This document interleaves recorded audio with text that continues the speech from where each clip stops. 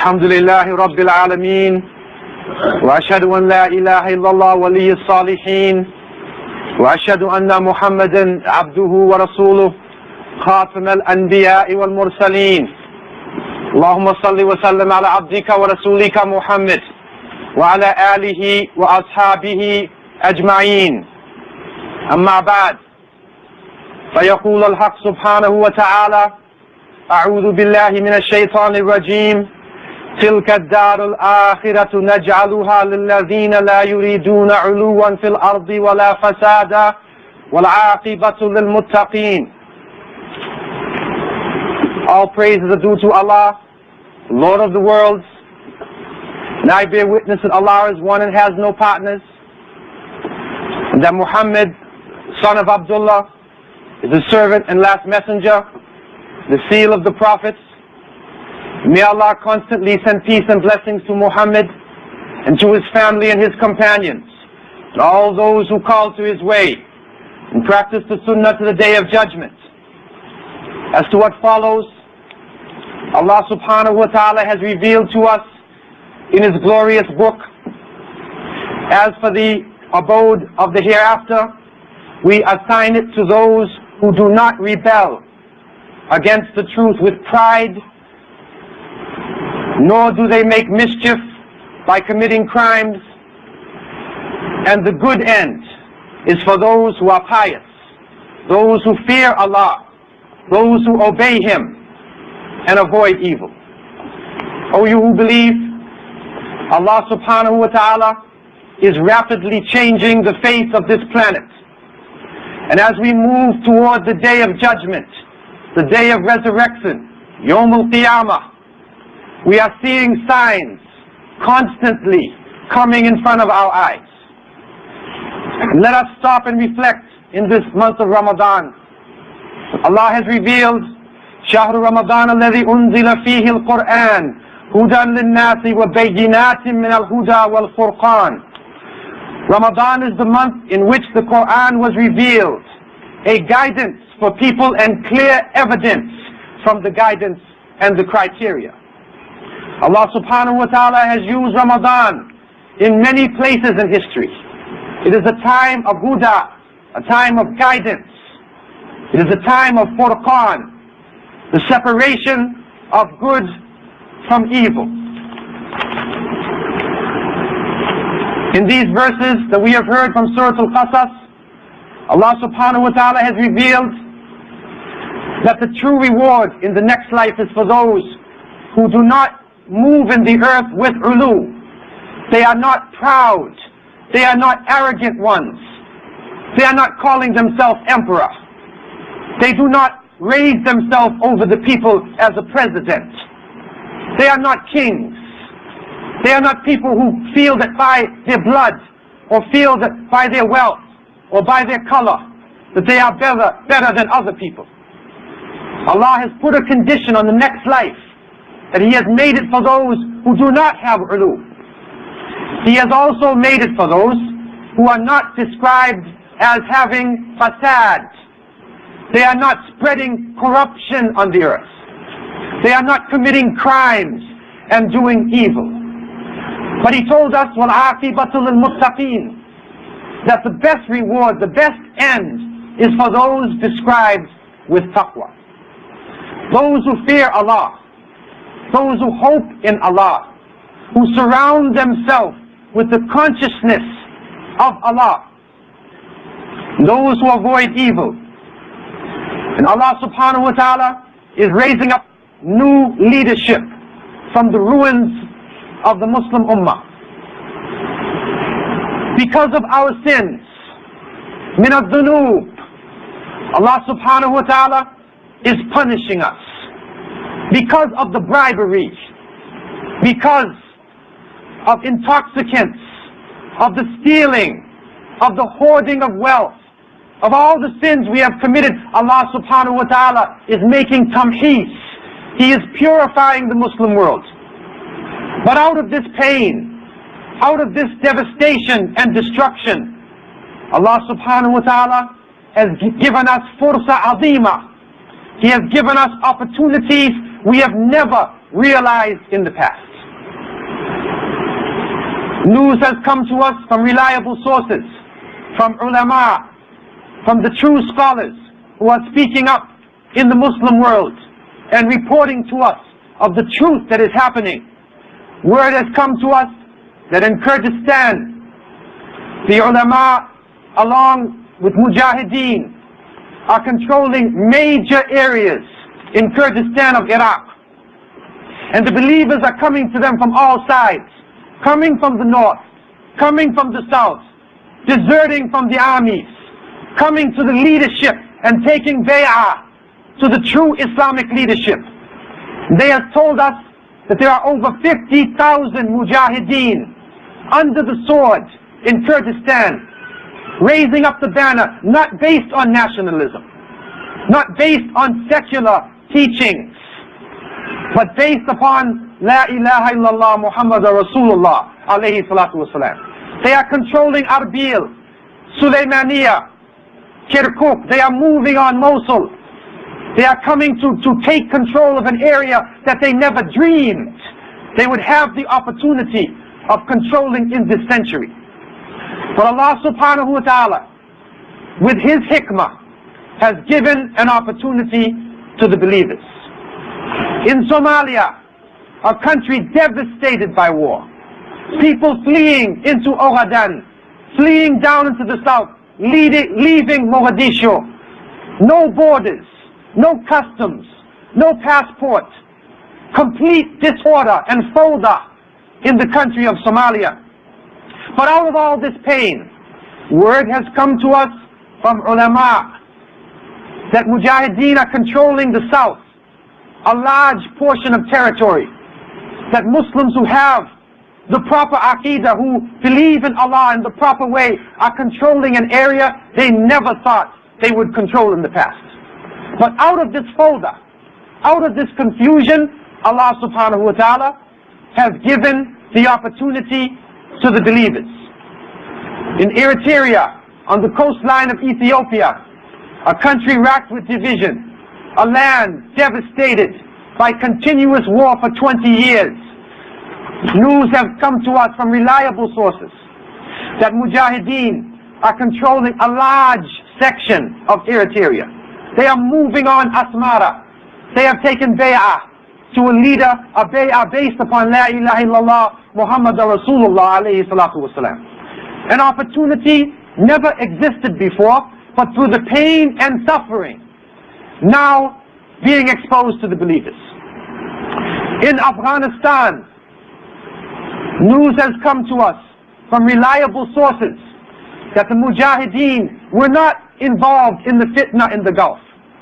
They were not those put on the television and made part of the fitna, but they stayed out of the fitna. And that the major groups have allied themselves in a stronger unity than they have seen in months. And they are preparing themselves for a spring offensive to take Kabul and to make Afghanistan, insha'Allah, the Islamic state that we have all been praying for years. And it is being led now with people who have knowledge and people who have taqwa.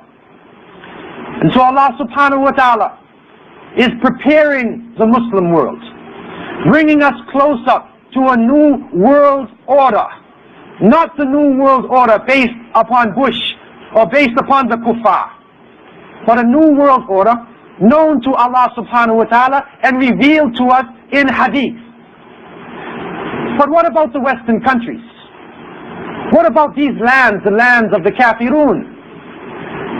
When Muslims gathered in New York recently, and the imams of many parts of America came together, everyone realized that we have had more opportunity to give the da'wah now than we have had in years. We are entering the schools. We are entering the universities. We are all on the television, on the radio, not secular people representing Islam, but people who have the understanding of Islam now coming forward in a way we never realized before. Only yesterday I had the opportunity to teach a class to 300 elementary students, and we taught them that Islam by the year 2010, insha'Allah, will be the second largest religion in North America. 1 out of every 5 person on the face of the earth is a Muslim. It is the religion of the future. It is the religion of Allah subhanahu wa ta'ala, the one who taught Moses, the one who taught Jesus, the one who taught Ibrahim, all of the prophets. May Allah send peace to them constantly. And the teachers' faces were red. They were angry. They were in confusion. How could these people come and teach our children about this new world order? This is not the new world order that we thought, that we wanted to teach. But it is out of their hands. It is in the hands of Allah subhanahu wa ta'ala, and He is preparing even the Western world for the coming of the last days.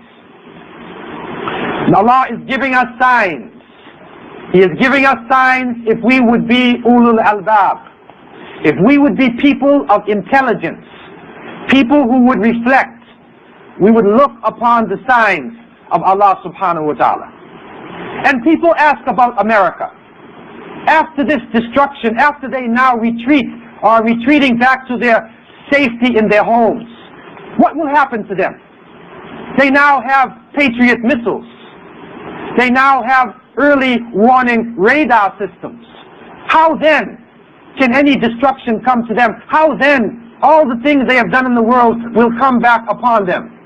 Allah subhanahu wa ta'ala has revealed to us in Surah An-Nahl, verse 112, وَضَرَبَ اللَّهُ مَثَلًا قَرْيَةً كَانَتْ آمِنَةً مُطْمَئِنَّةً يَأْتِيهَا رِزْقُهَا رَغَدًا مِنْ كُلِّ مَكَانٍ فَكَفَرَتْ بِأَنْعُمِ اللَّهِ فَأَذَاقَهَا اللَّهُ لِبَاسَ الْجُوعِ وَالْخَوْفِ بِمَا كَانُوا يَصْنَعُونَ. Allah subhanahu wa ta'ala has revealed, and Allah sets forth a parable, a city enjoying security and quiet, abundantly supplied with sustenance from every place, yet it denied the favors of Allah.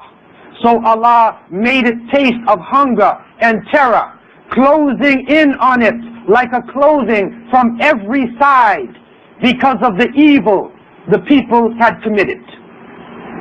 Then what about America? What about the Patriot missiles?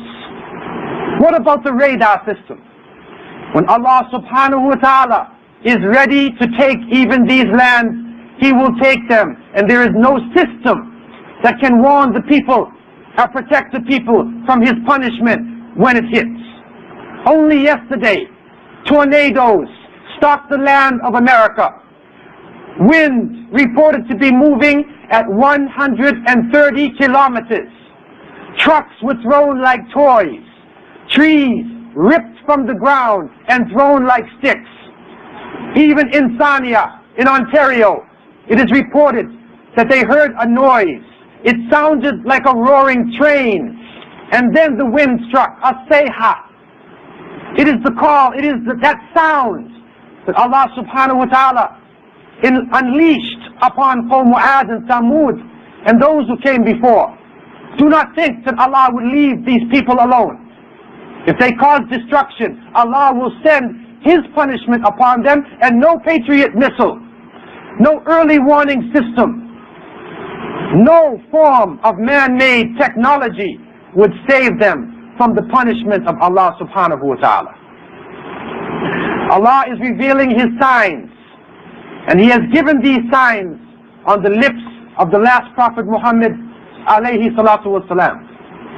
In Muslim reports on the authority of Hudayfa al-Ghaffari radiyallahu an, that the Prophet, peace and blessings be upon him, as Hudayfa said, came upon us and we were studying. Natadhakir. He said, what are you studying? And then Hudayfa said, as-sa'ah. We are studying the hour.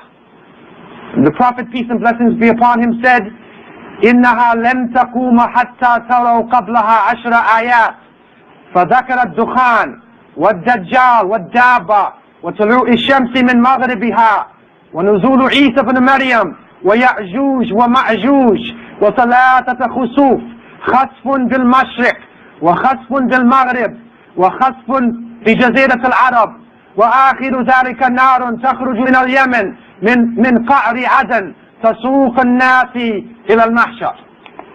The Prophet, peace and blessings be upon him, told the Muslims who were studying the hour with Hudayfa radiallahu anhu. He said the last hour would not come until you see 10 signs.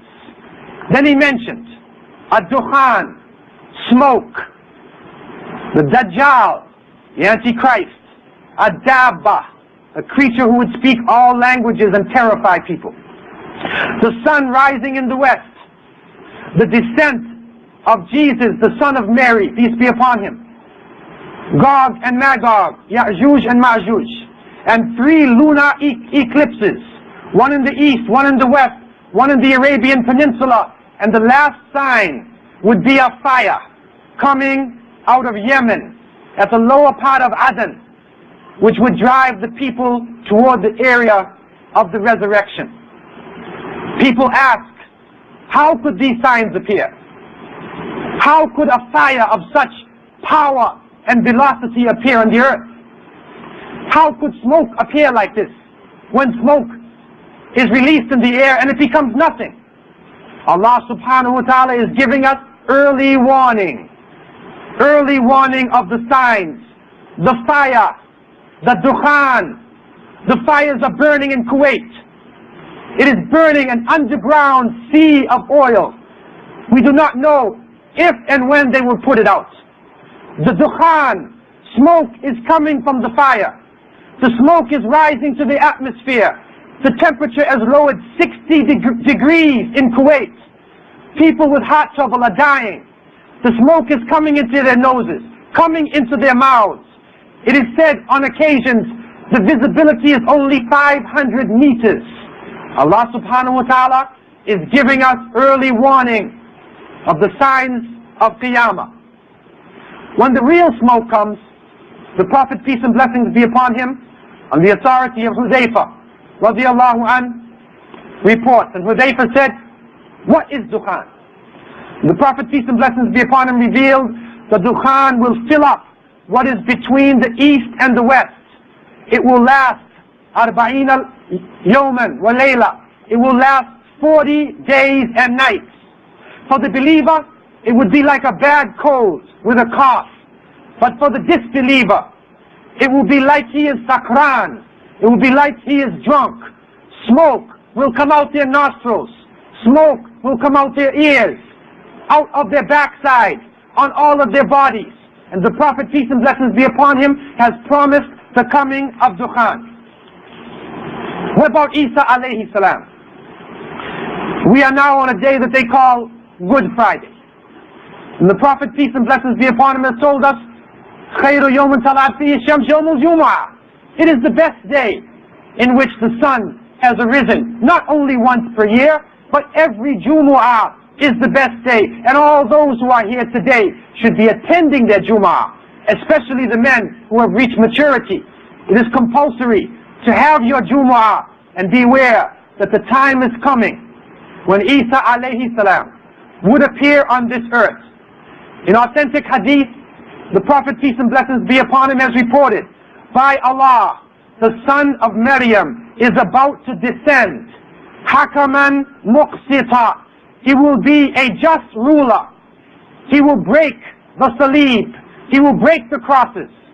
He will kill the khinzir, kill the swine. He will lift the jizya tax, and wealth will flow so that nobody would even take charity. And one prostration would be better than a dunya wa ma fiha. One prostration, one sajda would be better than this world and everything inside of it. O you who believe, what we are seeing today in front of us in these lands of the kafirun, it is a hoax. It is a lie on Allah and His messengers. Palm Sunday, Ash Wednesday, Good Friday, Easter Sunday, Allah subhanahu wa ta'ala has revealed, وَمَا قَتَلُوهُ وَمَا صَلَبُوهُ وَلَكِنْ شُبِّهَ لَهُمْ. He was not killed. Isa was not killed. He was not crucified. It was made to appear to them. Tashbih. And so they have created on this false image their religion. And they are leading people astray. They are leading people saying that God Himself must appear to die on the cross. But we know that Allah subhanahu wa ta'ala has forgiven Adam alayhi salam. He has forgiven Hawa. and all those prophets who raised their hand in dua, that their dua is mustajab. And Allah subhanahu wa ta'ala forgave them, so there was no need for God to come down on a cross and give His life. This is another religion. This is the pagan religion of the kafirun that existed for many centuries on the face of the planet Earth. When Isa alayhi salam comes, it will be a serious time. All believers will be called to jihad. He will not come as a person throwing flowers. He will break the crosses, kill the swine. No more jizya. That means either Islam or war. It is the time of war when Isa alayhi salam comes. He will live by the Quran, not as a new prophet, but he will come to finalize what was said by the last prophet Muhammad alayhi salatu wasalam. He will live out his life. He will die a natural death, because every soul must taste death. But when he comes to these lands, how will you be? إِذَا نَزَلَ عِيسَى ibn Maryam. How will you be when he comes? Will you be afraid to stand by his side? Will you be so confused in following the Christians and the Jews, he will not know you are Muslim? How will he distinguish between you and between the Yahud and Nasara? If you are following them into a lizard's hole, as the Prophet, peace and blessings be upon him, has told us, how will Isa alayhi salam know who you are? How will he put you into the ranks of the believers? How will you escape the Dajjal when he comes and brings the worst test that will be ever recorded in history? How will you be when that time comes? Pray to Allah in the month of Ramadan. Take your fast as a test from Allah. Take it as a purification for the things you have done wrong. Purify your mind and prepare yourself for the new world order. The Mujahideen are raising up all over the Muslim world. We are called here to do the dawah. We are called to stand up for Islam on our jobs. Stand up for Islam at school. Stand up for Islam in the streets. Do not base your call on nationalism. Do not base your call on sectarianism. Do not divide one organization against another. We are all believers, and we should be prepared to forgive our brothers and sisters, to come together with any masjid, any center that is practicing Islam and wanting to look not at the past, but to look at the future based upon striving for Allah subhanahu wa ta'ala. May Allah give us this feeling of taqwa and unity. May Allah subhanahu wa ta'ala forgive us for the wrongs that we have done. May Allah subhanahu wa ta'ala forgive the Muslim world for the sins that exist in it. May Allah subhanahu wa ta'ala purify the Muslim world of any other sin. May Allah subhanahu wa ta'ala raise up the leadership with the Mujahideen. May Allah subhanahu wa ta'ala give Jannah to the Shuhada. May Allah subhanahu wa ta'ala forgive us and have mercy of us in Ramadan, for we know not what we do. أقول قولي هذا وأستغفر الله لي ولكم ولسائر المسلمين من كل ذنب استغفروه إنه هو الغفور الرحيم.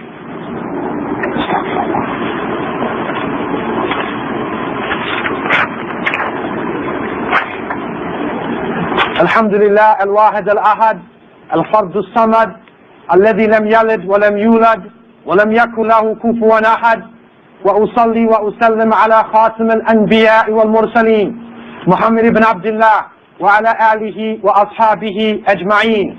أما بعد، يا عباد الله اتقوا الله تعالى حق تقاته. O you who believe, the Prophet, peace and blessings be upon him, has revealed to us about Ramadan. هو شهر أوله رحمة وأوسطه مغفرة وآخره عتق من النار. It is a month in which its beginning is mercy, its middle is forgiveness, and the last part of the month is freedom from the fire. We are now in the time of the maghfirah. We are in the middle portion of the month. The fast is now resting in our bodies. It is purifying our blood. But we should remember to purify our mouths, not to be involved in backbiting and namima, not to be involved in bakshish, not to be involved in stealing, bribery, and all of the lower characteristics. It is a total imsak. Imsak not only from water and from food, it is imsak from ma'siyah. Stay away from the sins. Come together with your brothers and sisters. The Prophet, peace and blessings be upon him, was described in this month as giving the wealth like a gentle breeze, a breeze that gives. And so we should open up our pockets, the wealth Allah has given to us. Give to the mujahideen. Give to the fuqara and masakeen. Give to any movement supporting Islam. Do not be tied down by hayat al-dunya. And remember that death is close to us. And Allah has given us ibrah. He has given us signs. He has taken members of our families. He has taken our friends. He has taken our neighbors. And our time also is soon. May Allah subhanahu wa ta'ala give us purification before our death. May Allah subhanahu wa ta'ala give us the strength to be strong in these times. And may Allah give us the feeling to always send peace and blessings to Muhammad. فَإِنَّ اللَّهَ وَمَلَائِكَتَهُ يُصَلُّونَ عَلَى النَّبِيِّ يَا أَيُّهَا الَّذِينَ آمَنُوا صَلُّوا عَلَيْهِ وَسَلِّمُوا تَسْلِيمًا. And may Allah be pleased with him and the Khulafa al-Rashideen, Abu Bakr, Umar, Uthman and Ali. Please with them and us, Ya Arhamar Rahimin. Alhamdulillahi alladhi hadana lihada wa ma kunna linahtariya lawla an hadana Allah. ربنا إنا ظلمنا أنفسنا وإن لم تغفر لنا وترحمنا لنكونن من الخاسرين. ربنا آتنا في الدنيا حسنة وفي الآخرة حسنة وقنا عذاب النار. ربنا تقبل صيامنا وقيامنا. ربنا تقبل صيامنا وقيامنا. ربنا تقبل صيامنا وقيامنا. ربنا تقبل أعمالنا كلها في شهر رمضان. اللهم انصر الإسلام والمسلمين وأذل الشرك والمشركين ودمر أعداء الدين وانصر عبادك يا رب العالمين. اللهم انصر المجاهدين في كردستان وفي أفغانستان وفي فلسطين وفي إريتريا وصوماليا وكل مكان يا رب العالمين. لا إله إلا أنت سبحانك إنا كنا من الظالمين. اللهم اغفر للمؤمنين والمؤمنات الأحياء منهم والأموات. Oh Allah, have mercy on the sick of the Ummah of Muhammad. Have mercy on Halaqa. Have mercy on